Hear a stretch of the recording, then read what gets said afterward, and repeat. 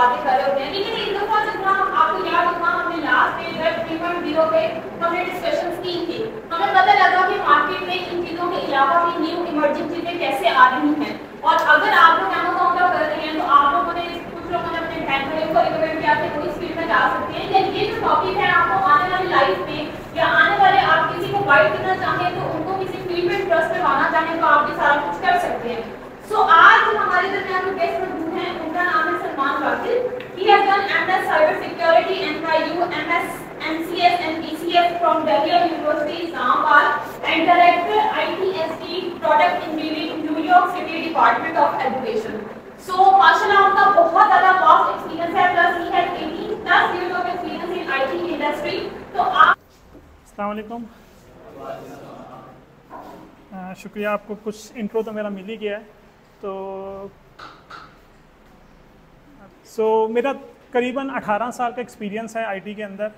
तो मैं पाकिस्तान से गया था, तो तकरीबन 15 साल से मैं न्यूयॉर्क और यूएस की मार्केट में डिफरेंट मतलब के डोमेन्स में काम कर रहा हूँ। तो मेरी जो स्पेशलिटी है, आपने देखा है साइबर सिक्योरिटी, मैंने न्यूयॉर्क यूनिवर्सिटी से मास्टर्स किया है, but I keep on changing like my fields.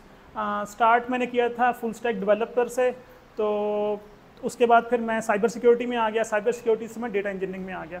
तो जैसे मैंने ये लिखा है, data is a new oil, यानी कि इसका मतलब है जैसे कहते हैं ना आपका तेल निकल आया, तो ये वही साइंस है। यानी कि डेटा है ना आज तेल है, जो भी इसको निकालेगा, जो भी इसको ट्रांसफॉर्म करेगा और जो भी इसको सर्विस लेयर में दे के लोगों को आगे देगा, तो वो कामयाब है। इसके अंदर बहुत ज़्यादा मतलब कि आपने देखे, अब माशाल्लाह खुद ही सब यानी कि इस चीज़ के अंदर है पहले से। तो जो भी ई कॉमर्स के पीछे डेटा चल रहा है और किस तरह से क्लाउड कंप्यूटिंग होती है, तो डेटा इंजीनियरिंग, तो मैं I will try to keep it simple. मतलब कि मैं थोड़ा सा मेरा इंट्रो तो हो ही गया है काफ़ी हद तक, तो I would like to know you about yourself. Mean कुछ आप बताएंगे आपका कैसा बैकग्राउंड है, मतलब कितने लोग हैं जिनका कंप्यूटर साइंस बैकग्राउंड थोड़ा बहुत है, तो अकॉर्डिंगली आई विल शिफ्ट। मतलब कि मैं थोड़ा सा उसको ऐसा रखूँगा कि ना आपको फ़ायदा हो। लाइक मैं 1 घंटा लगा रहा हूँ, आप भी 1 घंटा लगा रहे हैं और पूरा इंफ्रास्ट्रक्चर लगा हुआ है, तो हम कोशिश करेंगे कि 1 घंटे बाद आपको भी कुछ फ़ायदा हो जब यहाँ से उठें, और मुझे भी फ़ायदा हो कि मैंने कुछ वो किया है, कंट्रीब्यूट किया है।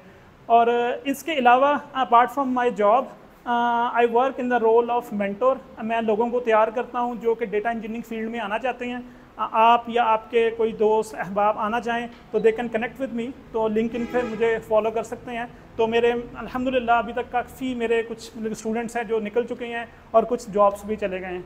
तो मुझे थोड़ी सी इसमें एक्सपर्टीज़ है, मैं कह सकता हूँ किसी हद तक कि how if you want to shift into data engineering, तो आप किस तरह से कर सकते हैं। तो इसकी यूएस में, इवन पाकिस्तान में भी ना बहुत मार्केट है, डेटा इंजीनियरिंग की जॉब्स बेतहाशा है और बहुत वेल पे है। तो सिर्फ मैं इसलिए आपको ज़रा मोटिवेट करने के लिए बता रहा हूँ कि जो भी आप टाइम लगा रहे हैं इट विल वर्थ इट। तो we will start with this. Before start पहले मैं इरफान भाई को और पूरी ऑर्गेनाइजेशन का शुक्रिया अदा करता हूँ, तो they gave me chance to in front of you to express myself इंशाल्लाह। सो लिटिल बिट मैं आपके लिए जानना चाहता हूँ कि नहीं आप मतलब कंप्यूटर साइंस बैकग्राउंड से हैं कुछ लोग? आप हैं कंप्यूटर बीएस किया आपने? ओके चलें गुड माशाल्लाह। तो ओके माशाल्लाह गुड। 2 ही साथी हैं जो ना, तो इसलिए हम बिल्कुल बेसिक से लेंगे, थोड़ा आपके लिए रेपिटेशन होगी लेकिन ये कि आपको भी इंशाल्लाह फ़ायदा होगा। तो कंप्यूटर साइंस का अगर आपका बैकग्राउंड है पहले से, तो हम लर्न करेंगे। तो बाकी लोग मतलब किस फील्ड से हैं आप? ज़्यादातर कोई थोड़ा बहुत सब ई कॉमर्स से ही हैं, मतलब कि कुछ आपने यूनिवर्सिटी ग्रेजुएट्स हैं या स्टूडेंट्स हैं, मतलब कि क्या साइंस है? थोड़ा सा अगर आइडिया हो जाए so then I can little bit intro आप अपना मुझे दे दें। जी अच्छा, तो माशाल्लाह काफ़ी यंग है, तो या आपके लिए अच्छी फील्ड है, मतलब कि ये सही है। मैथमेटिक्स में बैचलर्स किया था। अच्छा माशाल्लाह, चलें परफेक्ट। तो आपको जो स्टैट है वो यानी कि जो मशीन लर्निंग की जो बेस है ना वो स्टैटिस्टिक्स ही है। बल्कि मैं इरफान भाई से बात भी कर रहा था कि मैं स्टैट के ऊपर थोड़ी प्रेजेंटेशन देना चाहता हूँ। स्टैंडर्ड डेविएशन क्या है, वेरिएंस क्या है, इसकी एप्लीकेशन क्या है इसके अंदर। तो ये मैथ ही बेसिकली मैथ ही है, तो कंप्यूटर साइंस के लिए मैथ बहुत एक अच्छी चीज़ है जी। आज जितने भी लोग हैं ना वहाँ पे, क्योंकि आईटी की, मैं यूएस मार्केट की बात कर रहा हूँ, जितने भी वो हैं ना फील्ड्स जिनको वहाँ पे मतलब कि जो भी देसी वहाँ से जाते हैं ना, जिनको इवन डॉक्टर्स हैं जो वहाँ का एग्ज़ाम पास नहीं कर पाते और कुछ भी मतलब कि किसी का भी ना, it is a easy way out हर एक के लिए, एक लैंडिंग अपॉर्चुनिटी है। आईटी में कोई कुछ नहीं पूछता आपने कहाँ से पढ़ा है, क्या पढ़ा है, आपको ये काम आता है, यू आर गुड। और अपने एलन मस्क का भी सुना होगा, उसने कहा कि आई डोंट केयर आप कहाँ से पढ़े हैं, कहाँ से यूनिवर्सिटी से कौन सी डिग्री ली है, ठीक है जी। मैंने यूनिवर्सिटी का सिर्फ इसलिए रखा है कि लोग थोड़ा सा फिर भी वो बात गौर से सुनते हैं, अच्छा भी ये बंदा अमेरिका से आया, वरना university degree doesn't matter at all. अब आके ना तो मतलब कि आपने वकालत पढ़ी है माशाल्लाह, अच्छा है, तो इसमें लीगल वाली चीज़ें भी होती हैं, लेकिन स्टिल मतलब कि अगर आप ये काम सीख लें, कोई भी सीख सकता है। मतलब कि ना कंप्यूटर साइंस एक ऐसी फील्ड है, एक इसमें कोई भी जंप इन कर सकता है और एनीवन कैन एक्सेल। मतलब कि वहाँ पे हाई स्कूल स्टूडेंट्स हैं जो कि माइक्रोसॉफ्ट और ये इनमें अमेजोन में जाके काम करते हैं, हाई स्कूल स्टूडेंट्स। तो हाई स्कूल तो माशाल्लाह सभी होंगे यहाँ पे, तो या सो सबके लिए यानी कि ये एक अच्छी और यानी कि मतलब कि कंप्यूटर एक ऐसी चीज़ है ना, सबके लिए वेलकम है, हर कोई इसमें आ सकता है और हर कोई इसमें एक्सेल कर सकता है। ठीक,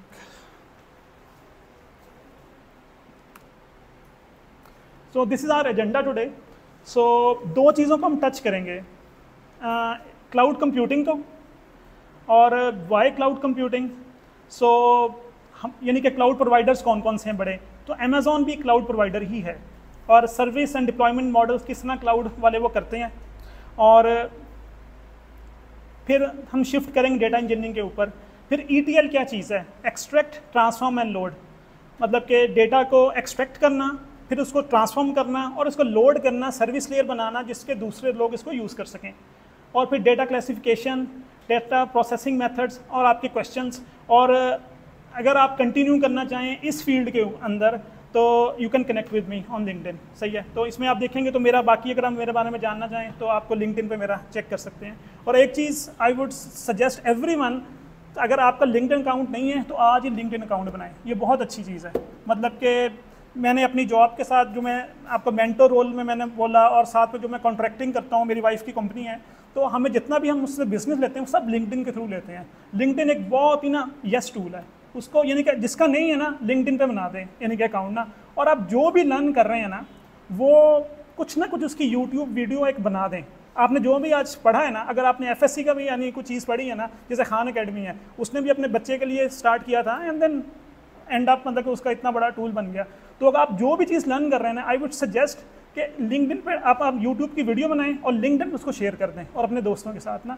तो कल कोई भी आप जॉब देने जाएंगे, कहीं भी आप जाएंगे ना, आपका नाम सर्च करेंगे ना तो राइट अवे आपकी वो पॉपअप हो जाएंगी चीज़ें ना। तो जो बंदा sitting on the other side of the table, he will consider you a serious person, कि उसको पता लगेगा कि भाई आप भी काम करने वाले बंदे हैं।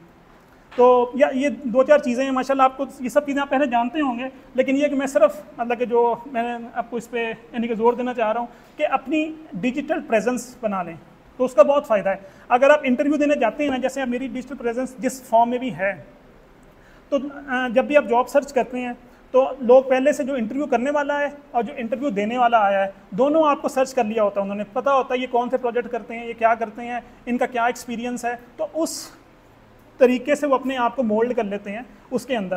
तो दैट इज़ वेरी मतलब कि गुड थिंग कि आप अपने आप की डिजिटल प्रेजेंस बना दें। तो before getting into the technical details, I would like to discuss 2 soft skills, जो मतलब के यानी कि अगेन मेरा ये है कि 1 घंटे बाद आप जब यहाँ से उठें तो आपको कुछ फ़ायदा हो। तो टेक्निकल के अलावा जो एक सॉफ्ट स्किल है वो ये कि ना, जैसे we are sitting in a classroom, तो क्लास की क्या डेफिनेशन है, कोई मुझे बताएगा कि क्लास की क्या डेफिनेशन है, मतलब क्लास की या जमात की क्या डेफिनेशन है?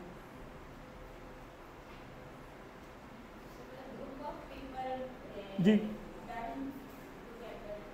हाँ जी, learn together, group of people, हाँ ये तो है।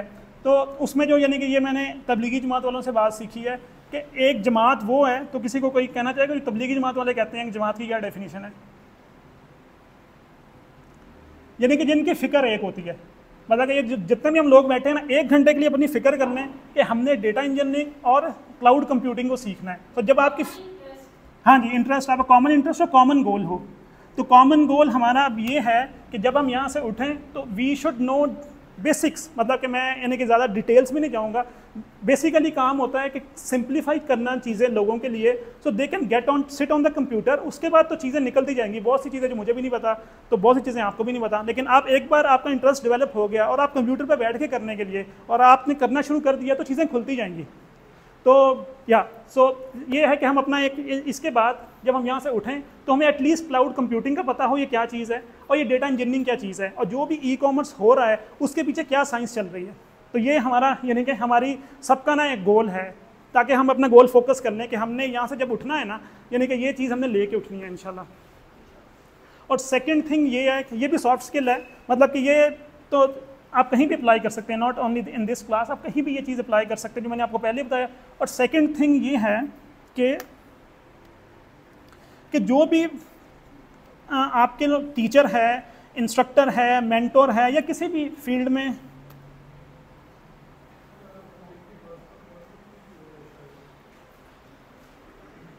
या इससे रिलेटेड नहीं, आई कैन कंटिन्यू। तो वो ये है कि आपको मतलब क्यों कहने अपने आप को ना, वो अगेन मैं वही कहता हूँ, वो तबलीगी जमात वाले कहते हैं दिल के प्याले को खाली करके बैठना है, यानी कि आपने ना लेने के लिए बैठना है बेसिकली ना, कि ये चीज़ जो है मुझे इसकी ज़रूरत है। और जो बंदा बोल रहा है, जो आपका टीचर है, इंस्ट्रक्टर हो सकता है वो किसी डोमेन में आपसे कम जानता हो, लेकिन अगर किसी डोमेन में आपसे जानता है ना, you need to show some respect. अगर आपकी ये मैडम आपकी टीचर है या कहीं से भी फॉर्म में आप किसी कोई आपका लीड है, आपकी टीम का लीड है, तो इस चीज़ का बहुत फ़ायदा हुआ। आप हमेशा अगर रिस्पेक्ट शो करेंगे ना और इस नीयत से बैठेंगे कि मैंने ये लेना है, तो इंशाल्लाह वो आपके लिए ना खुल जाएगी वो चीज़ें ना। तो हाँ, ये दो चीज़ें आप रखें और ये हर जगह आपको काम आएंगी। अपने ऑफिस में गए हैं, आपने उनसे सीखना है, तो अगर आप रिस्पेक्ट का एक रिलेशनशिप रखेंगे ना अपने मेंटर के साथ, टीचर के साथ, बॉस के साथ, जो भी है, तो इंशाल्लाह things will be very smooth. तो एक ये दो चीज़ें मैं आपको बस यानी कि मैंने उसके ये शुरू करने से पहले बताना चाह रहा था।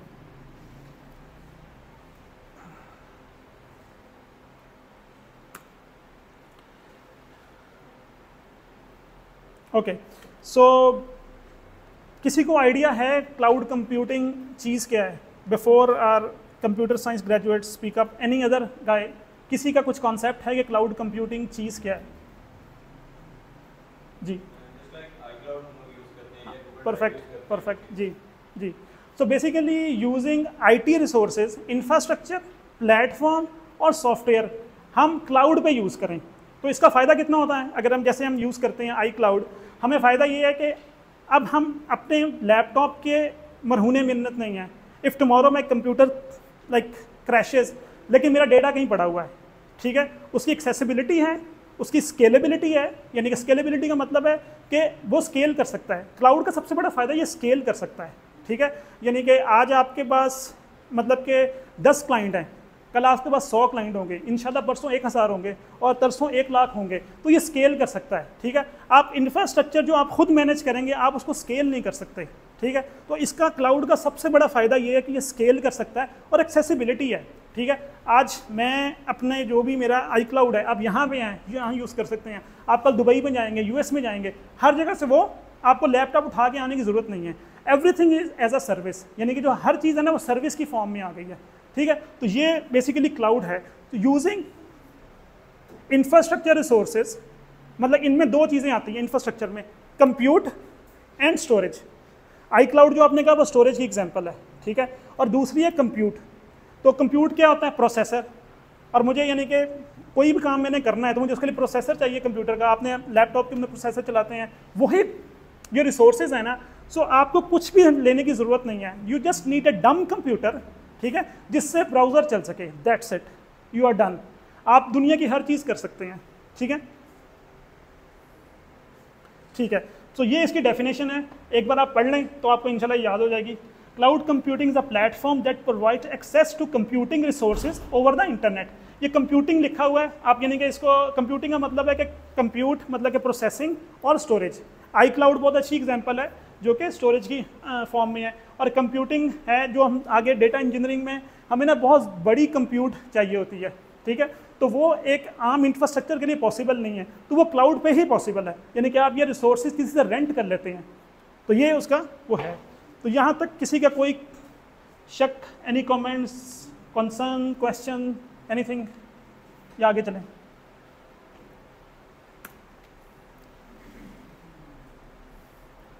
ओके, चलें। So why cloud computing? तो assume you have an idea for an amazing application। आज आप माशाल्लाह ई-कॉमर्स पे काम कर रहे हैं, कल आपका आइडिया आता है, वो $1 मिलियन का आइडिया है, ठीक है, तो आपने उसको इम्प्लीमेंट करना है, ठीक है, तो आपको कुछ अपफ्रंट कॉस्ट नहीं चाहिए। आप क्या करेंगे? सिंपली अमेजोन के पास जाएंगे। और अच्छा सबसे ई कॉमर्स से शुरू करते हैं कि अमेजोन ने ये किया क्या, ये साइंस क्या, क्लाउड शुरू कहाँ से हुआ। आप सबने AWS सुना होगा, सबने अमेजोन वेब सर्विसेज। अमेजोन का काम तो ये चीज़ें बेचना था, तो ये वेब सर्विसेज उन्होंने कैसे बना दी, तो इसकी क्या साइंस है। अमेजोन वाले ना अपना बिजनेस मतलब कि सेल करते हैं, मतलब कि चीज़ें बेचते हैं, तो it doesn't go uniform like 365 days. ऐसा होता है जब सेल आती है, लेट्स से क्रिसमस की सेल लगती है वहाँ पे, और कोई इंडिपेंडेंस डे की सेल है या कुछ लेबर डे की सेल है, कुछ सेल है, तो उन दिनों में उनको ना वो ऐसे जाता है ऊपर, उनको यूज़ करना होता है, फिर बाकी दिनों में वो यूज़ नहीं होता। लेकिन अब आपको पता ही है कि जो रिस्पॉन्स टाइम है वो बहुत अच्छा कम होना चाहिए, तभी आप चीज़ें खरीदेंगे। अगर आपका रिस्पॉन्स टाइम बहुत ज़्यादा है और चीज़ें आप यानी कि मेक सेंस नहीं कर रही, यानी कि आप उससे जल्दी किसी और से वो चीज़ खरीद सकते हैं, तो आप अमेज़ॉन को छोड़ के किसी और के पास चले जाएंगे। तो इन्होंने कंप्यूट और स्टोरेज के लिए ना बहुत बड़ा इंफ्रास्ट्रक्चर लगाया, मतलब कि ना बहुत बड़े बड़े सर्वर्स लगाए अपने लिए, क्योंकि इनको उसकी they make money out of it, वो उनका ब्रेड एंड बटर है, मतलब कि उनकी रोटी रोजी उसी के अंदर है, ठीक है। फिर उन्होंने कहा अच्छा मैं 365 डेज मैंने इतना बड़ा इंफ्रास्ट्रक्चर तो लगा दिया, इतने बड़े बड़े कंप्यूटर लगा दिए, अब उसकी कॉस्ट है, यानी कि आपको उसको हीटिंग कंट्रोल करनी पड़ेगी, वहाँ टेम्परेचर कंट्रोल करना पड़ेगा, आपको हैज़र्ड और वो सारी इंश्योरेंस लेनी पड़ेगी, फिर आपको उसमें AC और जो भी सब चीज़ें आपको उसके अंदर लगानी पड़ेंगी, ठीक है। उसकी अच्छे खासे नखरे हैं, मतलब उसमें आपको एंटीवायरस और वो सब चीज़ें, ऑपरेटिंग सिस्टम है, कुछ भी फ्री नहीं है, ये सब चीज़ें आपको लगानी पड़ेंगी, ठीक है। तो अब उन्होंने ये सारा इंफ्रास्ट्रक्चर लगा दिया, तो उन्होंने कहा ये 365 पे तो ऐसा नहीं चलता। और नेटफ्लिक्स की एग्जांपल है, तो नेटफ्लिक्स भी क्लाउड के ऊपर स्ट्रीमिंग होती है, ठीक है। तो नेटफ्लिक्स के लिए ना उनके पास ये टाइम था 5 to 9 they have a prime time, ठीक है। When people go to work उस वक्त नेटफ्लिक्स चलता नहीं है, जब 5 से 9 या जो भी उनका टाइम है प्राइम टाइम, उस वक्त उनको अपनी सर्विसेज बहुत हाई इंफ्रास्ट्रक्चर पर डालनी पड़ती हैं, लेकिन उससे पहले उनकी ज़रूरत नहीं है। तो वो अब उन्होंने एक चीज़ तो बना ली है, ठीक है, अब उसको क्या मेक यूज़ करें। तो Amazon came up with the idea, जो हमारा इतना अच्छा इंफ्रास्ट्रक्चर है, why not renting this out, ठीक है। तो उसके लिए उन्होंने इंटरनेट के ऊपर उसको देने के लिए simple, I will keep it simple, अपने एक अमेज़ॉन वेब सर्विसेज लिखी, अपना कोड लिखा कि आप उनका जो इंफ्रास्ट्रक्चर है, जो बहुत हाई एंड इंफ्रास्ट्रक्चर है, तो आप उसको एक्सेस कर सकते हैं अपने लिए। आप उसकी स्टोरेज ले सकते हैं अमेज़ॉन वेब सर्विसेज से, उनकी कंप्यूट पावर ले सकते हैं, और जो भी चीज़ें हैं मतलब जो आपको चाहिए अपने, तो आप उनसे अमेज़ॉन से ले सकते हैं। तो ये एक बड़ा उन्होंने अपना यानी कि उनका बिजनेस था। इसके बाद अगर आप देखें उनका जैसे हिस्टोरिकली अगर आप इसको पढ़ें तो इनके स्टॉक्स बड़े ऊपर गए जब अमेज़ॉन वेब सर्विसेज आ गई। तो सबसे बड़ा प्रोवाइडर जो है क्लाउड का वो AWS है।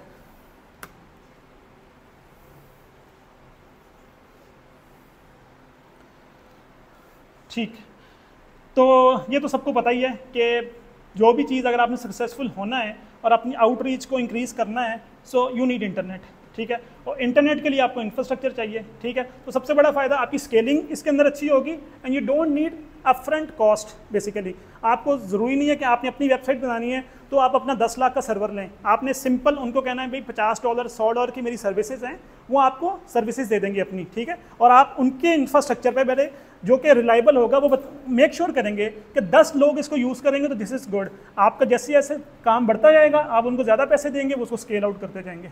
तो ये यानी कि क्लाउड का कॉन्सेप्ट है।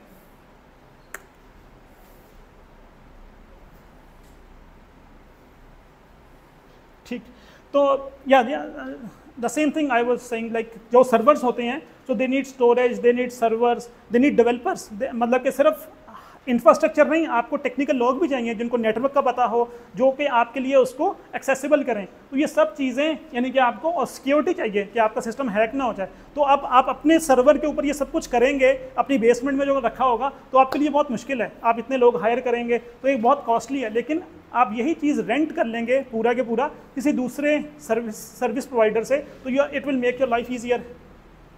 तो इसलिए cloud is very important these days. तो क्लाउड प्रोवाइडर्स कौन कौन है?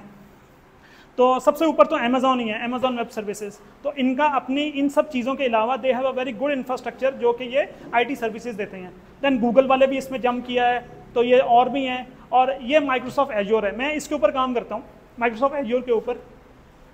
तो ये डिफरेंट IBM का भी हर एक ने अपना क्लाउड बना दिया है।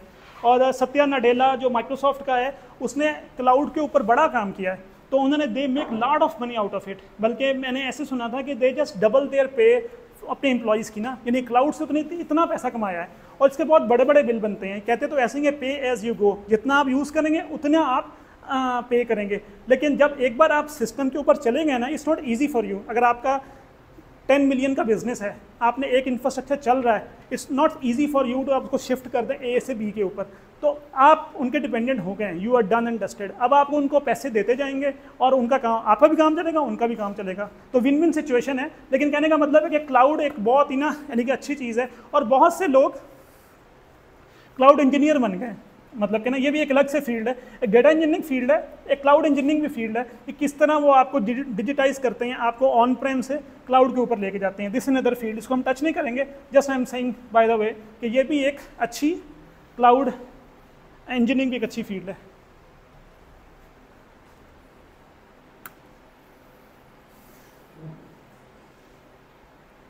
ठीक है, तो माइक्रोसॉफ्ट एज्योर वालों ने अपना एक प्लेटफॉर्म दिया है। ये कुछ जो स्लाइड्स हैं कुछ मेरे उस कोर्स में से हैं, तो वो क्योंकि स्पेसिफिकली एज्योर के ऊपर था, तो जो माइक्रोसॉफ्ट का क्लाउड है उसका नाम एज्योर है, जो गूगल का है उसका नाम GCP है, और अमेजोन का AWS है। तो ये एज्योर जो है ये माइक्रोसॉफ्ट का है, तो उसके बारे में लिखा है द सेम थिंग। सो आप यूज़र मतलब कि उसको रिसोर्सेज को इनके पोर्टल के थ्रू एक्सेस करते हैं, मतलब सिंपल। तो इसमें कोई वो एडिशनल साइंस नहीं है। कोई क्वेश्चन, कमेंट्स, कंसर्न, या हम आगे चलें?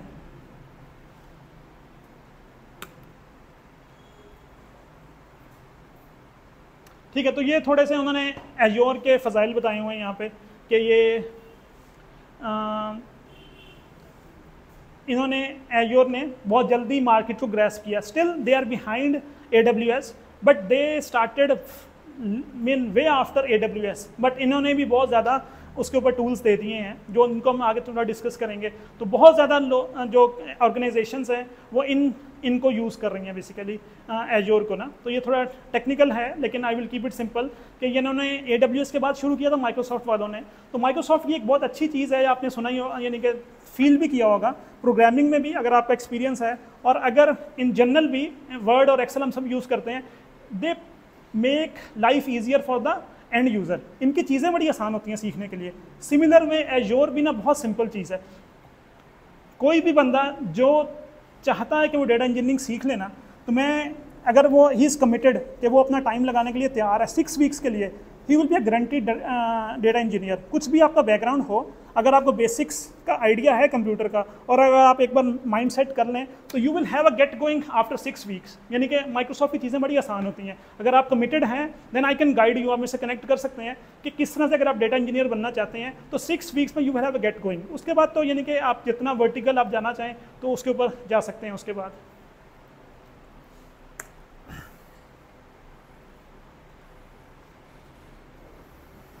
ठीक है, ये अगेन बिजनेस उन्होंने डिस्कस किया हुआ है कि Microsoft azure is 5 times cheaper than AWS।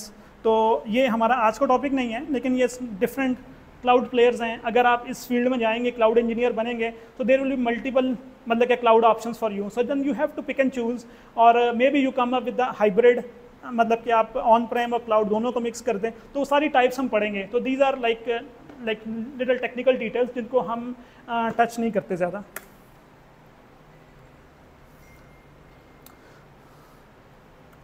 तो माइक्रोसॉफ्ट एज्योर है, ये सारी सर्विसेज देते हैं। ये एप्लीकेशन होस्टिंग भी देते हैं। Application hosting mean you can host a website there, sorry. तो और ये कि आप वर्चुअल मशीन्स ले सकते हैं उनसे। तो वर्चुअल मशीन का कॉन्सेप्ट है, आपको तो होगा जी जी, हाँ जी बिल्कुल। जो यानी कि किसी जगह वो मशीन पड़ी हुई है और वर्चुअल फॉर्म में है, ठीक है, तो आप उसको यूज़ कर सकते हैं। यानी कि अपने डम कंप्यूटर से आप एक अच्छी पावरफुल मशीन को यूज़ कर सकते हैं। उसके अगेंस्ट आप उनको जो भी उनका किराया होगा वो दे सकते हैं, ठीक है। तो ये सारी सर्विसेज जो हम कंप्यूटर के ऊपर काम सोच सकते हैं ना, वो सारी चीज़ें we can access over internet from the service provider. तो ये एज्योर जो है माइक्रोसॉफ्ट का क्लाउड है। Okay, so service models, these are types of cloud computing. तो ये सबसे है इंफ्रास्ट्रक्चर एज अ सर्विस। मैं जंप करूंगा पहले सॉफ्टवेयर एज अ सर्विस पे, ये वाला, फिर हम infrastructure. We all use knowingly or unknowingly SaaS model. Can someone give example?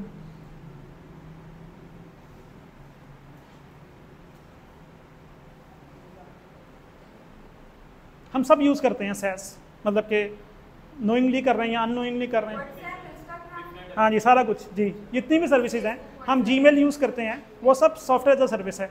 मतलब कि हम अपने कंप्यूटर पे तो उसको नहीं ना डालते, मतलब कि वो कोई प्रोवाइड कर रहा है, दे मेक श्योर कि उसकी स्टोरेज, दे मेक श्योर कि उसकी एक्सेसिबिलिटी, उसकी सिक्योरिटी, हब जो उनके ज़िम्मे हैं।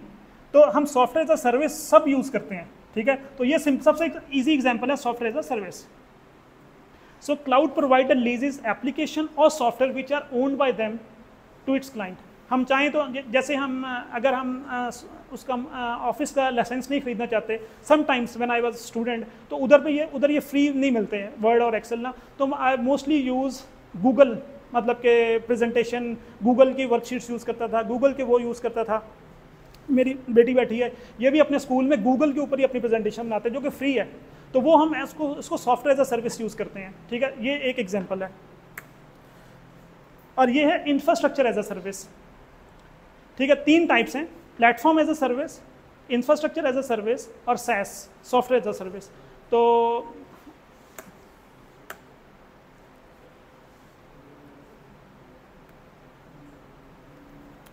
ठीक, तो प्लेटफॉर्म एज अ सर्विस ये है कि जो क्लाउड प्रोवाइडर है, तो you don't have any control over the operating system, तो जो उसके ऊपर चल रहा है, ठीक है, वो आपको एक सॉफ्टवेयर दे सकता है, मतलब कि ना वो आपके कंट्रोल में है। एक सॉफ्टवेयर, लेट्स से मेरी वेब होस्टिंग सर्विसेज हैं, ठीक है, तो मुझे नहीं पता कि नीचे ऑपरेटिंग सिस्टम लिनक्स चल रहा है, विंडोज़ चल रहा है, यूनिक्स चल रहा है, क्या चल रहा है। जो उसके ऊपर वेब होस्टिंग सर्विसेज है, जो मैंने प्लेटफॉर्म लिया हुआ, वो मेरा है। इसी तरह मतलब उसकी एग्जाम्पल है, जैसे आप जी, हाँ जी, उस तरह के जो टूल्स हैं उसके ऊपर। तो ये है प्लेटफॉर्म एज अ सर्विस। तो आपको अब उनकी जिम्मेदारी क्या है? They will provide you infrastructure, storage, they will provide you compute, everything, ठीक है। और आपकी सरदर्दी क्या है? आपने प्लेटफॉर्म को मैनेज करना है। तो जो भी आपको वो सॉफ्टवेयर चाहिए इस्तेमाल करने के लिए टू होस्ट योर एप्लीकेशंस और any service you can use it, तो वो है प्लेटफॉर्म एज अ सर्विस। जो हम डेटा इंजीनियरिंग के लिए यूज़ कर रहे हैं वो प्लेटफॉर्म एज अ सर्विस करते हैं। तो जो डेटा इंजीनियरिंग के बहुत बड़े बड़े वर्कलोड्स होते हैं वो हमें सॉफ्टवेयर दे देते हैं बना बनाया, तो हम उसको 1 घंटे के लिए, 2 घंटों के लिए, 4 घंटों के लिए यूज़ कर लेते हैं, and then that's a platform as a service. तो लास्ट क्या है? Infrastructure as a service. तो आपको पूरी वर्चुअल मशीन पकड़ा देते हैं, तो उसका सिर्फ ये है कि आपकी जिम्मेदारी है उसके ऊपर एंटीवायरस इंस्टॉल करना, ऑपरेटिंग सिस्टम को मैनेज करना, वो सारी चीज़ें आपकी जिम्मेदारी है। तो डिफरेंट इसके प्लेटफॉर्म्स हैं। जो क्लाउड इंजीनियर होता है वो उसकी ये स्पेशलिटी होती है, वो based on the current requirements जो कस्टमर की होती हैं, they create a service model for them and then they move their infrastructure from on prem to cloud. तो ये उनकी जिम्मेदारी होती है। तो ये हमारे पास डिफरेंट वो है इंफ्रास्ट्रक्चर एज अ सर्विस।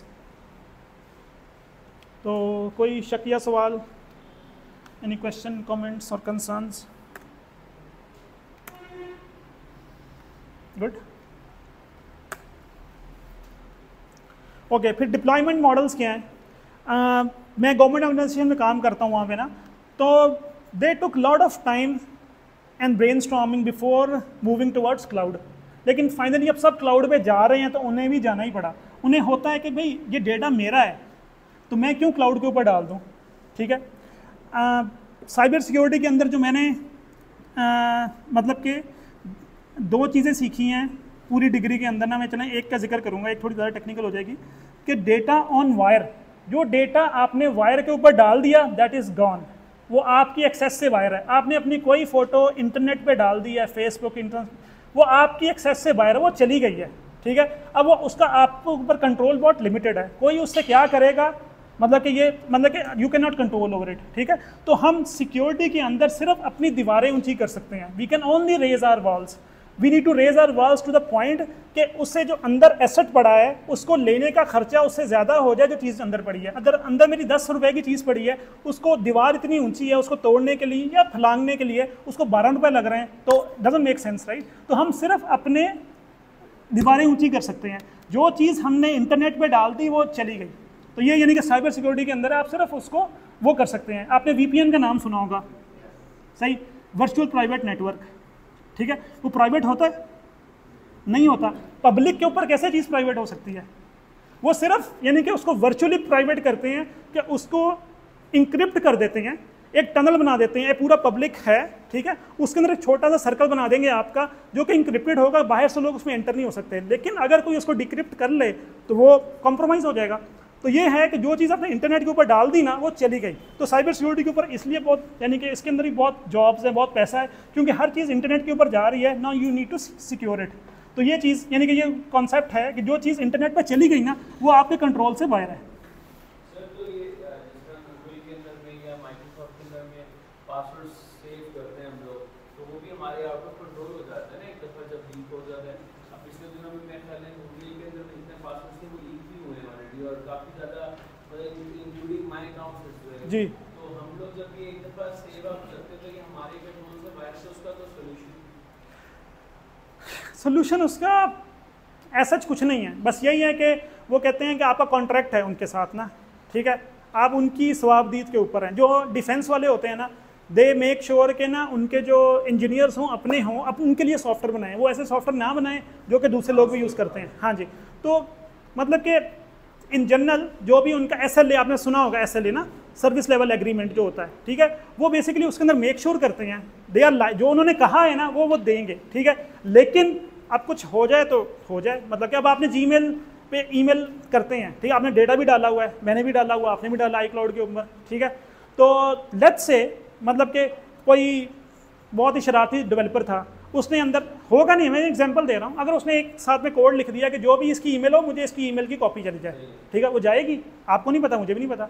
तो ऐसा यानी कि होता नहीं है। लेकिन जो बड़े बड़े, इसलिए आप ना छोटे प्लेयर्स की बजाय जितने भी लोग बहुत रिलायबल हैं जिनकी सर्विसेज है ना उनकी सर्विसेज लेते हैं, ठीक है। लेकिन हाँ, जो चीज़ वायर पे चली गई वो चली गई। लेकिन ये कि आप गूगल और जितना सिक्योर कर लेंगे, चलें थोड़ा सा हट जाएंगे, लेकिन आपके उसके एग्जाम्पल देने के लिए जो पासवर्ड्स हैं, आप ये कंप्यूटर वालों से पूछते हैं, तो आपका टेस्ट नहीं ले रहा, मैं शेयरिंग के लिए, मुझे भी पहले नहीं पता था जब मैं सिक्योरिटी में नहीं था, हैशिंग और इंक्रिप्शन में क्या फ़र्क है?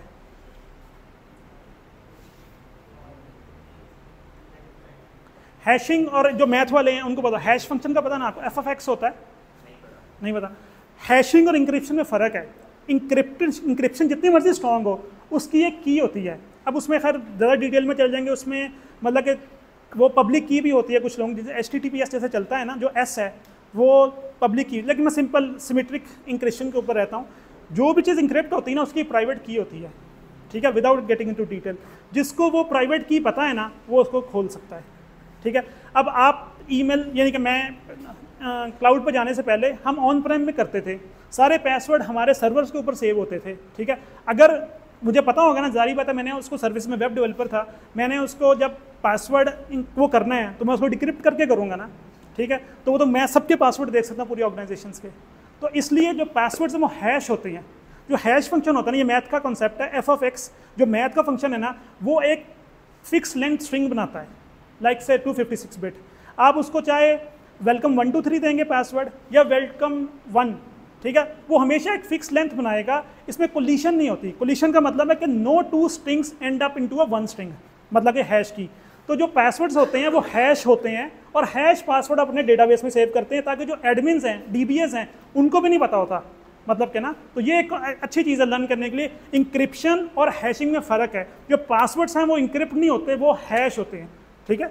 तो हैशिंग का मतलब है कि FFX करेंगे ना, वो हमेशा एक यूनिक स्ट्रिंग बनाएगा। आप उसको FFX A देंगे, वो एक यूनिक स्ट्रिंग बना देगा। डिफरेंट फंक्शन है, आप देख सकते हैं, यानी कि हैशिंग फंक्शन है डिफरेंट ना, वो मैथ के फंक्शन है, सिंपल मैथ है, तो वो उसके मुताबिक यानी कि डिफरेंट वो हैं, तो उसके मुताबिक वो एक स्ट्रिंग बना देते हैं। तो ये साइंस है उसकी ना। हाँ जी जी, तो जितने भी अभी मेजर सॉफ्टवेयर्स हैं या जो इनकी कोड्स हम यूटिलाइज कर रहे हैं, तो उन्होंने हम लोगों को एक नोटिफिकेशन सेंड किया था कि as Google has already moved to on cloud, तो आप अपनी सिक्योरिटी को मुहैया खुद करें जी। तो मतलब कहने के लिए कि as life is getting easier with the cloud, दूसरी तरफ से हाँ जी बिल्कुल ऐसा ही है, ऐसा ही यही चीज़ है। जो लोग बहुत ज़्यादा लोग थे क्लाउड पे जा रहे थे ना, जो लोग थे ना ऑन प्राइम इंफ्रास्ट्रक्चर मैनेज करते, जो एक्सचेंज चलाते थे, एक्सचेंज जो बहुत माइक्रोसॉफ्ट का पावरफुल सर्वर है जो ईमेल्स के लिए यूज़ करते थे ना, तो लोग थोड़े वो थे कि यार हमारी जॉब चल, किसी की जॉब इंक्रीज़ हो गई, O365 आ गया क्लाउड के ऊपर, जो ईमेल्स और वो सब कुछ माइक्रोसॉफ्ट का, तो जॉब्स और आ गई, मतलब कि ना। तो इंशाल्लाह AI में भी ऐसे है। तो आपको बस ये करना है कि जो नई टेक्नोलॉजी आ रही है ना, अब भले उसका फ़ायदा नुकसान तो डिफरेंट चीज़ें हैं, मैं उस पर डिटेल भी नहीं जा रहा। क्लाउड के ऊपर बहुत बड़े बड़े बिल बनते हैं, ठीक है। एक स्ट्रीमिंग सर्विस है जो ऑनलाइन वीडियोस की, उन्होंने कहा हम 90% कॉस्ट कम कर दी, हम क्लाउड से वापस आ गए ऑन प्रेम पे ना, तो वो अगेन अलग डिस्कशन है। लेकिन अब जो मार्केट में चल रहा है ना, हमें भी वो करना है, ठीक है। तो अब सब जा रहे हैं, तो आप AI उन चीज़ों को सीखें, उसके अंदर बहुत जॉब्स हैं, बहुत पैसा है, लेकिन ये कि सब जा रहे हैं तो हमें भी जाना है, तो वही साइंस है उसकी ना। तो जी जी जी password security की बात हो रही थी। Right now we have the accounts and now we have the two-step verification authentication to these the password when they are secure or they are insecure. And so what about your account when they are asking about the two-step verification and then on the second step you have the message on your mobile phone. तो इसकी क्या science है कि इसमें भी वो चीज़ secure हो जाती है कि उतनी इसकी सिक्योरिटी में भी लैप्स आ रहा होता है? अच्छा पॉइंट है। तो MFA है ना, मल्टी फैक्टर ऑथेंटिकेशन, टू उससे ना आपके सिग्निफिकेंटली जो अटैक्स हैं वो कम हो जाते हैं, सिग्निफिकेंटली। आपने देखा ही होगा मैथ के अंदर, यानी कि इतनी कंप्यूट पावर आ गई है, इतने हाई मतलब के कंप्यूटर्स आ गए हैं। सिंपल अगर आप पासवर्ड रखेंगे वो ब्रूट फोर्स है। ब्रूट फोर्स मतलब आपने ईच एंड एवरी मतलब के ना ऑप्शन को कर लेना है। लेट्स से आप 3 कैरेक्टर का पासवर्ड रखते हो, जो नहीं रख सकते, लेकिन कितनी ऑप्शंस बनेगी? 3 कितने कॉम्बिनेशंस बनेंगे? 3 फैक्टोरियल और समथिंग, हाँ, तो वो बनेंगे। तो 999 आप कितने जल्दी उसको अगर आप प्रोग्रामिंग की है जिसने, तो 1 सेकंड में वो सारे ऑप्शंस कर लेंगे। तो उसका पासवर्ड का सबसे जो अच्छा, जितना लंबा होगा उतना सिक्योर होगा, ठीक है। आपने कभी देखा होगा ऑनलाइन में बता रहे होते हैं कि ये पासवर्ड इतनी देर ब्रेक होगा, ये इतनी देर में ब्रेक होगा, बेसिकली क्योंकि कंप्यूट बहुत ईजी हो गई है, ठीक है। बाकी आप उसके अंदर अगेन थोड़ी डिटेल हो जाएगी। रेनबो टेबल्स आ गए हैं जो ना हैकर्स, हमें उन्होंने असाइनमेंट्स देते थे कि ये पासवर्ड्स हैं, you need to hack them basically ना। तो रेनबो टेबल्स हैं, तो जितने भी कॉमन पासवर्ड्स होते हैं ना लोग रखते हैं, और जिस तरीके से रखते हैं, जैसे आई को वो कर देते हैं, एक्सक्लेमेशन साइन कर देते हैं, ठीक है, ई की जगह 3 लिख देते हैं, सारे ऑप्शंस के साथ रेनबो टेबल बने हुए। रेनबो टेबल क्या है कि पूरा वो पासवर्ड, उसके अगेंस्ट उसका कौन सा हैश होगा, ठीक है। तो वो पासवर्ड से ना first they try to figure it out, उसका हैश फंक्शन क्या है। अब उसका हैश फंक्शन पता लग गया ना, तो उस हैश फंक्शंस के वो रेनबो टेबल होगा। वो बेसिकली सबको वो करते हैं, क्योंकि वो है ना, अब वेलकम 1 2 3 बहुत से लोग पासवर्ड रखते हैं, ठीक है। हमारे भी टेस्टिंग के अंदर स्टिल इतनी बड़ी ऑर्गेनाइजेशन है जो प्रोडक्शन के अलावा लिटिल लोअर इन्वायरमेंट्स में वेलकम 1 2 3 चल रहा होता है, ठीक है। तो वेलकम 1 2 3 है, या इन जनरल जो लोग रखते हैं वर्ल्ड कप 1 2 3 है, इस तरह के पासवर्ड है, वो सारे पासवर्ड वहाँ पे पड़े हुए हैं, ठीक है। उनके हैश कोड्स पड़े हुए हैं, ठीक है। वो जब पासवर्ड आता है उधर से हैश को कंपेयर करना होता है हैश से, तो अगर वो कहीं वो मैच हो जाए जो कॉमन पासवर्ड्स हैं, तो बता देते हैं ये इसका पासवर्ड है, इस तरह ब्रेक हो जाता है। तो ये जो ब्रूट फोर्स अटैक है ना, ये बड़ा सक्सेसफुल रहता है, क्योंकि कंप्यूट बहुत सस्ती हो गई है, बहुत पावरफुल कंप्यूटर्स आ गए हैं जो कि वो सारे मैंने कहा थाउजेंड्स मिलियंस पासवर्ड्स को वो प्रोसेस करते हैं बहुत जल्दी। कूल, थोड़ा सा डेविएट हो गया, लेकिन ये अच्छी डिस्कशन है, मतलब कि अच्छी चीज़ है ये, गुड टू नो। कोई और क्वेश्चन?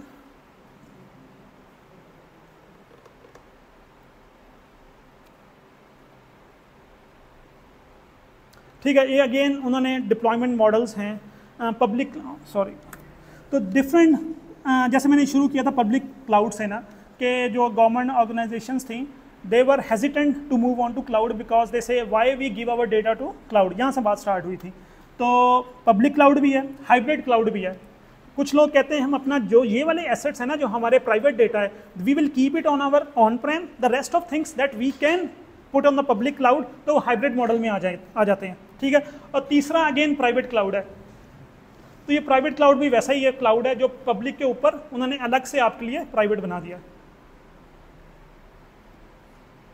तो प्राइवेट क्लाउड के ऊपर होता है कि जो यानी कि जो AWS के ऊपर आप बनाएंगे, जैसे आपने ईमेल बनाया gmail.com, वो पब्लिक क्लाउड है, आप भी उसी को यूज़ कर रहे हैं, हर कोई उसी को यूज़ कर रहा है, ठीक है। लेकिन आप स्पेसिफिकली अपना ईमेल बना दें, हाँ डोमेन बना लें, अब उसको आपने रिस्ट्रिक्शन लगा दिया कि US से बाहर से इसको कोई रिक्वेस्ट ना आए। आपने रिक्वेस्ट कर दिया कि मेरे यूज़र्स जो हैं सिर्फ इस IP डोमेन्स के अंदर से आते हैं, ठीक है, जो भी उस बाहर IP डोमेन से आएगा वो उसको अंदर आने नहीं देगा। तो इस तरह ये प्राइवेट मतलब कि उसकी वो सिक्योरिटी बढ़ाते चले जाते हैं, तो वो प्राइवेट क्लाउड है इन सिंपल वर्ड्स, ठीक है। ये अगेन पब्लिक क्लाउड के ऊपर है, वही कि सो ये सब, इसका सब फ़ायदा ये कि ईजी एंड इनएक्सपेंसिव है, सब कुछ पहले से होता है, आप उसी के ऊपर मतलब कि वो मतलब कि उसको यूज़ कर लेते हैं, और आप एडिशनल रिसोर्स नहीं लगाते कि मैंने ट्रैफिक रोकनी है। ये सबके लिए ऑन है, कोई भी इसको यूज़ कर सकता है। तो ये जनरल पब्लिक के लिए, आप भी उसी को यूज़ कर रहे होते हैं। तो ये ऐसे ही है, ये लिमिटेड नंबर ऑफ यूजर्स के लिए हैं। इन्होंने इसको और इसको क्रॉस कर दिए और सिर्फ इसके लिए है। इसके आईपी एड्रेस की रेंज होगी या जो भी टेक्निकल डिटेल्स होगी उसको इंप्लीमेंट करेंगे, तो ये इसके लिए है। लेकिन स्टिल ओवर द इंटरनेट ही होता है। लेकिन वही जैसे VPN वाली साइंस है, वही है कि आपके लिए एक टनल बना देते हैं उसके अंदर ना। और वो हाइब्रिड है कि आप कुछ चीज़ें चाहते हैं कि मैं इसको पब्लिक नहीं करना चाहता, ये मेरे ऑन प्रेम पे रहेंगी और बाकी चीज़ें क्लाउड पे चली जाएंगी। ओके, अगेन डेटा के ऊपर आते हैं। तो data is a new oil. ये एक डेविड बेकिंगम है, बहुत बिग डेटा का एक्सपर्ट है। तो उसने ये कहा है कि data is a new oil, यानी कि बहुत पैसा है डेटा के अंदर, ठीक है, but we need to extract it, we need to refine it and distribute it, ठीक है, और उसको मोनेटाइज करना है। हमने मेक श्योर करना है कि हमारा डेटा सिक्योर है और जिसके पास जाना चाहिए उसी के पास जा रहा है। तो अगर आप लोग आपको ट्रस्ट करना शुरू कर दें तो इसमें बहुत पैसा है, यानी कि data is a new oil. इसमें सर डेटा की बात हुई तो एक क्वेश्चन है जी। लेट्स सपोज हम लोग जितना हार्ड डिस्क को फॉर्मेट करते हैं तो the data can be recovered back, right? बहुत सारे सॉफ्टवेयर हैं जिनसे हम लोग शायद 10 साल पुराना डेटा रिकवर कर लेते हैं। जी। अब हाइब्रिड मॉडल या क्लाउड मॉडल के अंदर जब हम डेटा रखते हैं और वहाँ जाके हम डिलीट का ऑप्शन रखते हैं, हम उनको पे कर रहे हैं अपने क्लाउड का सर्विसेज यूज़ करने के लिए, क्या वो डेटा रिकवर हो सकता है? उसमें डिफरेंट मॉडल्स होते हैं, कुछ उनकी डिफ़ॉल्ट सर्विसेज होती हैं, मतलब कि ना वो कहते हैं कि 7 दिन का जो डेटा है ना बाय डिफ़ॉल्ट हम उसका बैकअप लेते ही हैं, आप ना भी लें हम लेते हैं, वो लेते हैं, ठीक है, एग्जैक्टली 7 दिन के बाद हम उसको चल जाएंगे। अब आप उसको इंक्रीज़ करना है, वो कहेंगे और पैसे दो। वही क्लाउड में एक बार चले गए ना आप, उनके मरहूने मिन्नत है, वो फिर बनाते जाते हैं। जी जी जी जी, और वो पूछता है कि परमानेंट करनी है टेम्परेरी करनी है, हमने परमानेंट कर दी, क्या वो डेटा क्लाउड पे उनके सिस्टम से रिकवर हो सकता है? हाँ वही, मतलब कि वो आपको SLA देते हैं, सर्विस लेवल एग्रीमेंट, उसमें ये बताते हैं कि हम मेक श्योर करेंगे 7 डेज़ के अंदर हो जाएंगे।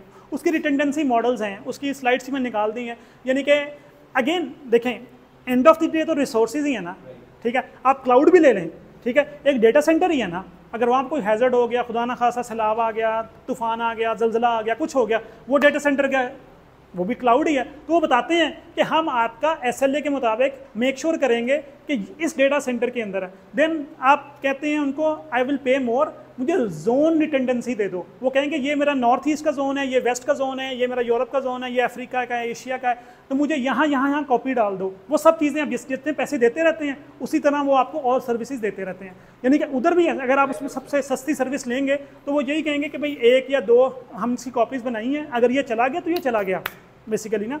तो उनका भी ऐसे ही है, जितने पैसे देंगे उतना वो आपको और उसको इंक्रीज़ करते जाएंगे जा, क्योंकि end of the day cloud वालों के भी डेटा सेंटर ही हैं, ठीक है, वो समुंदर में हैं या किसी फिजिकल जगह पे, वो एक अलग साइंस है, लेकिन वो भी कंप्यूटर रिसोर्सेज है ना बेसिकली। तो वो तो उसके मुताबिक आप इसको थोड़ी डिटेल पढ़ सकते हैं कि रिटेंडेंसी किस तरह वो लेते हैं, जोन रिटेंडेंसी क्या है, तो उसकी अगेन डिटेल्स हैं क्लाउड की।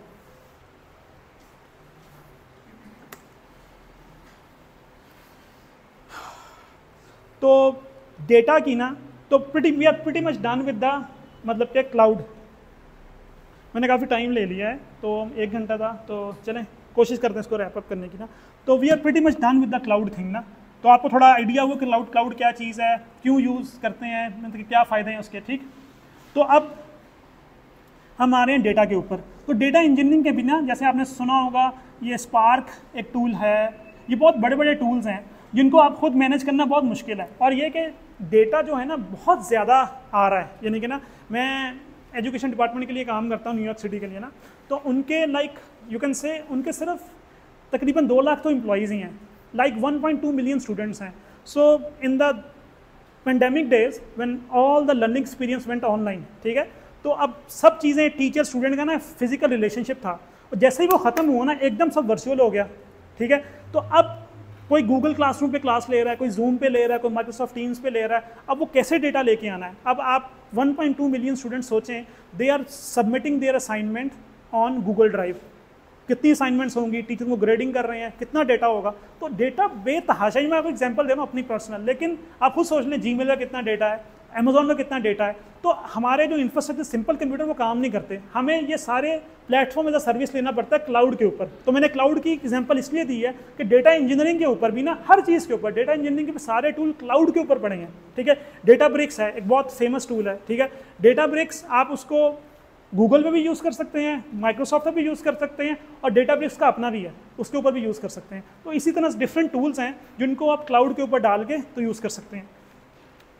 अब डेटा है, डेटा जो है ना, जैसे बिग डेटा आया ना, पहले भी डेटा था, पहले SQL सर्वर होता था, राइट, सिंपल डेटाबेस होता था।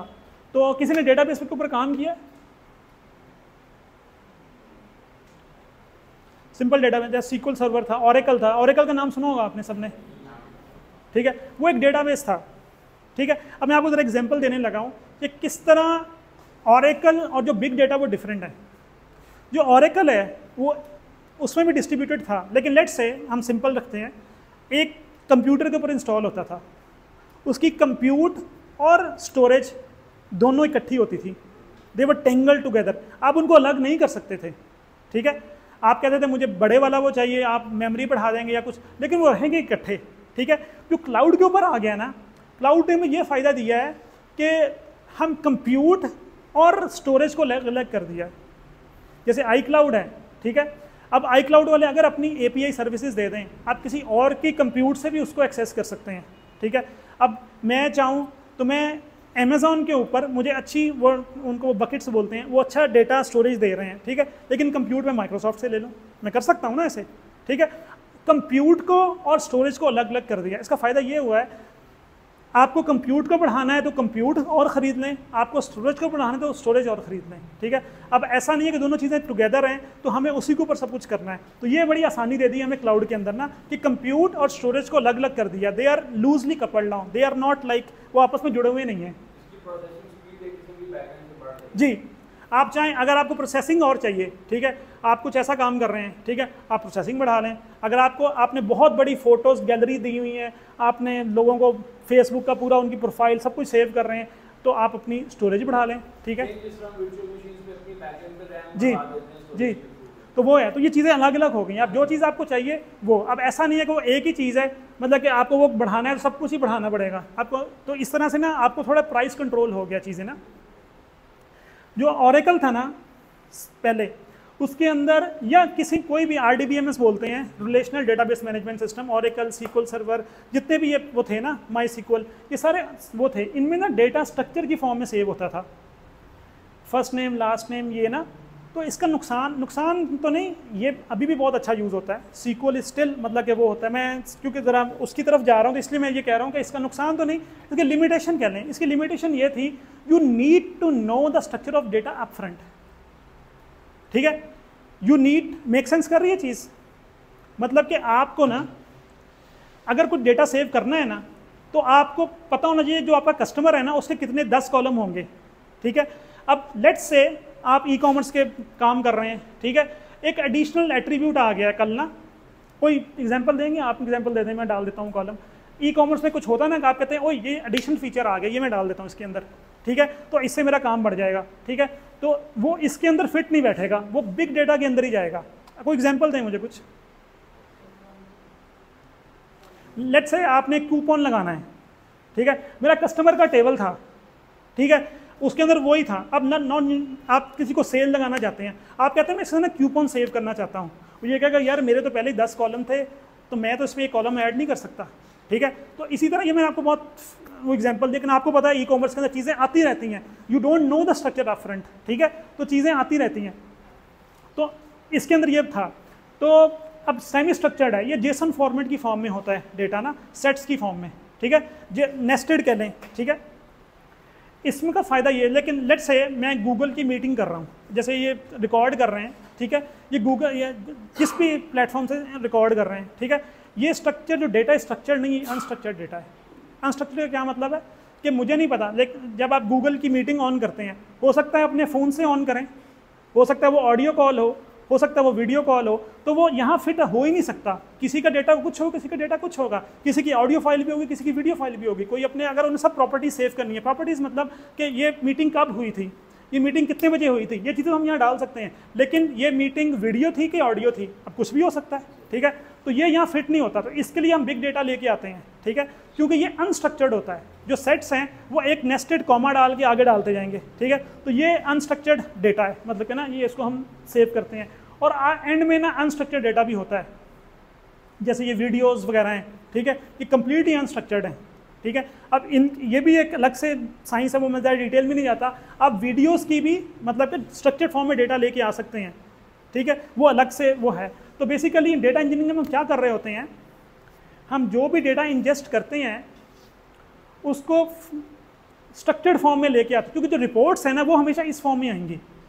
अब रिपोर्ट्स तो हम स्ट्रक्चर नहीं देते हैं, आप किसी की सीनियर मैनेजर को हमने रिपोर्ट देनी है, ठीक है, दैट शुड बी स्ट्रक्चर्ड, उसका एक हेडर फुटर होना चाहिए। तो डेटा इंजीनियरिंग के अंदर हम क्या करते हैं, हम डेटा अनस्ट्रक्चर्ड डेटा या सेमी स्ट्रक्चर्ड डेटा को लेके आते हैं और उसको स्ट्रक्चर्ड फॉर्म में सेव करते हैं ताकि उसके ऊपर रिपोर्ट्स रन कर सकें। तो ये बेसिकली डेटा इंजीनियरिंग है। तो उसका फर्स्ट स्टेप है, ये मैंने अक्सर लोगों का क्वेश्चन होता है कि डेटा इंजीनियर्स क्या हैं, डेटा साइंटिस्ट क्या हैं और डेटा एनालिस्ट। तो ये मैंने थोड़ी सी उनकी डेफिनेशन लिखी है। तो पहले इसके ऊपर आ जाते हैं, हम ये डिस्कस कर रहे हैं। तो डेटा इंजीनियरिंग क्या है, सबसे पहले तो एक सोर्स होता है, ठीक है, हम आइडेंटिफाई करते हैं ये सोर्स से मैंने डेटा लेके आना है, ठीक है। लेट्स से आपने अमेज़ॉन से डेटा लेके आना है, ठीक है, अमेज़ॉन आपका सोर्स है, आप उसको इंजेस्ट करेंगे, ठीक है, तो वो आइडेंटिफाई द टेक्नोलॉजी करेंगे कि इंजेस्ट कैसे करना है, ठीक है। मोस्टली डेटा 2 फॉर्म्स में इंजेस्ट करते हैं, उसमें थर्ड फॉर्म भी है लेकिन मोस्टली 2, बैचेस के फॉर्म में या रियल टाइम स्ट्रीमिंग, ठीक है। बैच कोई बता सकता है बैच क्या चीज़ है? बैच जनरल अंग्रेजी वाला बैच, मतलब कि बैच क्या मतलब, बैच क्या होता है? डिफरेंट सेट्स पीरियोडिक टाइम के ऊपर, ठीक है, वो बैचेस हैं बेसिकली ना। अब आप कहते हैं कि ना लेट्स से इस्लामाबाद के अंदर ना पूरे जितने भी हमारे प्रोविंसेस हैं उनका डेटा आता है, लेट्स से एजुकेशन बोर्ड का ना, ठीक है, वो कहेंगे कि जितना हमारा एक दिन का डेटा है ना, जो रिज़ल्ट है, हम आपको एवरी नाइट 12 AM भेज देंगे, ठीक है। तो इस्लामाबाद के पास एक दिन पुराना डेटा है, लेकिन जो बैच है ना वो बैच भेजेंगे, इसको कहते हैं बैचेस, ठीक है। तो बहुत ज़्यादा डेटा इंजीनियरिंग बैचेस ही होती थी, अभी भी स्टिल, मतलब कि बहुत जिसको बैच रन करना आता है उसको अच्छी खासी डेटा इंजीनियरिंग आती है, ठीक है। तो एक तो सिंपल है, बैचेस में डेटा लेके आते हैं, ठीक है, उसको इंजेस्ट करते हैं बैचेस की फॉर्म में या रियल टाइम। ट्विटर की एग्जांपल है, जितने ट्विटर्स पे ट्वीट्स आई जा रहे हैं वो रियल टाइम डेटा है। अब आपने कहीं दिखाने हैं ना तो आपको रियल टाइम इंजेस्ट करना पड़ेगा, उसके भी टूल्स हैं और बैचेस के भी टूल्स हैं, ठीक है। तो यही डेटा इंजीनियरिंग है कि यू नीड टू नो कि मेरी इस प्रॉब्लम जो मेरी उन्होंने स्टेटमेंट दी है कि मुझे ये चीज़ चाहिए, ठीक है, अगर वो देखना चाहते हैं कि मेरे कितने ट्वीट्स आ रहे हैं और ये किस बारे में आ रहे हैं, ठीक है। अगर आपको ये रिपोर्ट चाहिए और आपको रियल टाइम चाहिए कि डेटा चेंज हो रहा है, जैसे ये फाइनेंस का डेटा वो हमेशा रियल टाइम होता है कि वो स्टॉक्स ऊपर नीचे जा रहे होते हैं, तो वो उसकी एग्जांपल है। तो या बैचेस में होगा या रियल टाइम होगा इंजेस्ट करना, फिर आप प्रिपेयर करेंगे, ठीक है, आप उसको ट्रांसफॉर्म करेंगे, ठीक है। डेटा आएगा, उसमें कुछ डेटा मिस हो जाएगा, कुछ डेटा ख़राब होगा, कुछ डुप्लीकेट्स होंगे। ट्रांसफॉर्मेशन है कि आपने डेटा को इस फॉर्म में लेके आना है कि वो रीडेबल हो जाए, मतलब कि रीडेबल हो जाए और उसकी हम रिपोर्ट्स रन कर सकें। फिर उसके बाद एनालाइज करते हैं आप, मतलब कि रिपोर्ट्स बनाते हैं, ठीक है, फिर आप उसको कंज्यूम करते हैं, इसको कहते हैं सर्विस लेयर बनाना। तो आप रिपोर्ट्स बनाते हैं या अपना डेटा API की फॉर्म में देते हैं, मतलब कि दूसरे टेक्निकल मतलब कि जो लोग हैं उसको API की फॉर्म में यूज़ करते हैं, कुछ लोग उसकी Power BI की रिपोर्ट्स बनाते हैं, डैशबोर्ड्स बनाते हैं। तो ये बेसिकली ये डेटा इंजीनियरिंग है, मतलब ये उसके 5 स्टेप्स हैं। जो भी डेटा इंजीनियरिंग होगी उसकी 5 स्टेप्स हैं। अगर आपको इसके ऊपर ये चीज़ें आ गई 5 चीज़ें तो यू आर डेटा इंजीनियर। तो ये बेसिकली उसका वो है। कोई क्वेश्चन, कोई कमेंट्स, कंसर्न्स?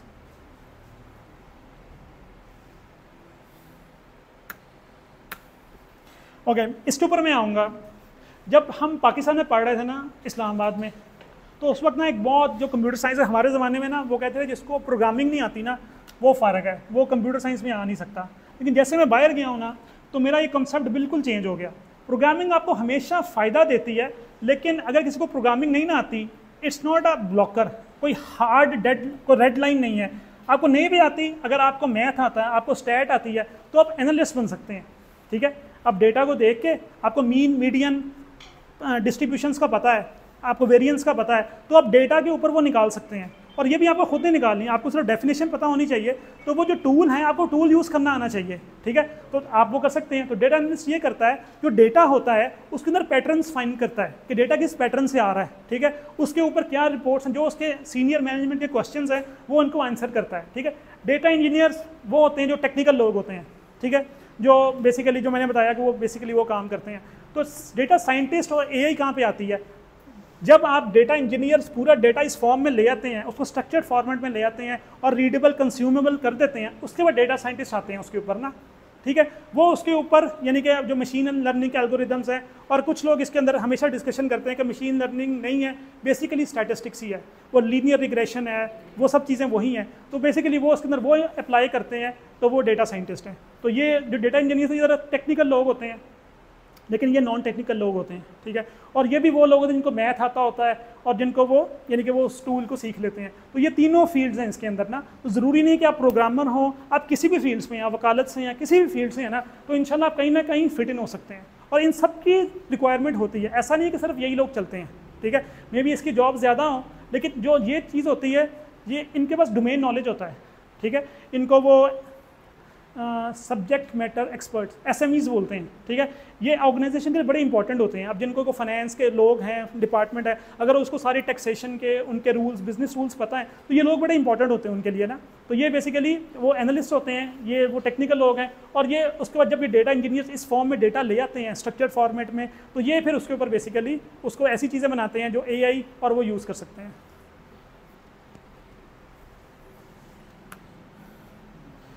ये अगेन थोड़ा टेक्निकल ज़्यादा है कि किस तरह से मतलब ये काम करता है।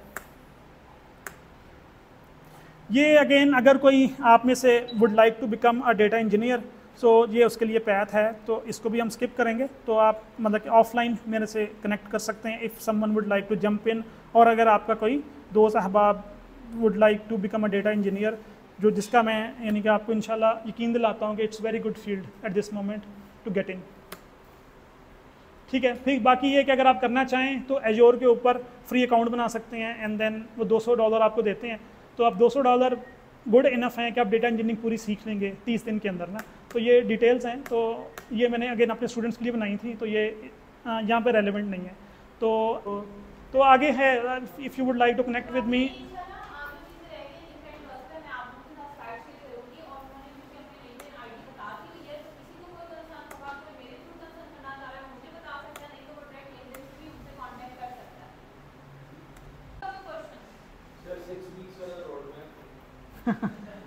ठीक है, बिल्कुल जी बिल्कुल, मैं सीरियसली कहा है।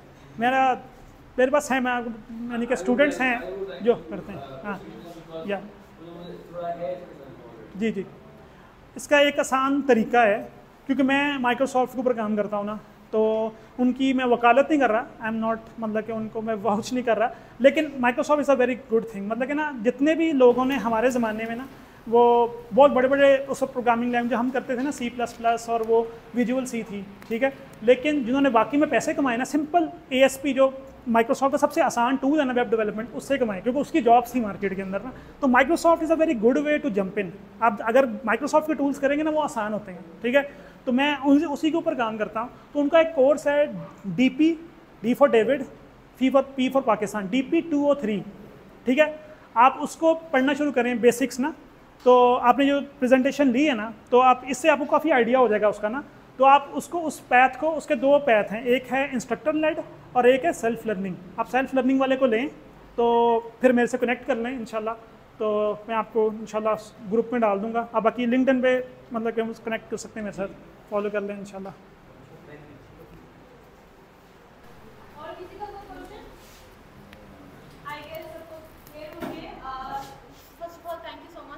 आपने 1 घंटा निकाला, बल्कि 1.5 घंटा निकाला हमारे लिए।